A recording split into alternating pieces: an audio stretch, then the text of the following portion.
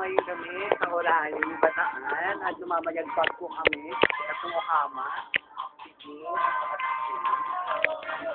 So, birthday po ni Levi ngayon at ang daming gulay at boga. Nandito talaga kami, ang dami. So, down ulit ng mga attendees sa birthday ni Levi. Yes. Ano masasabi mo sa birthday so far? Dahil boga. Daming boga. Snow White. More ang leg M. Focus lang natin. Yan, si Jade. 3 kilo, isang leg.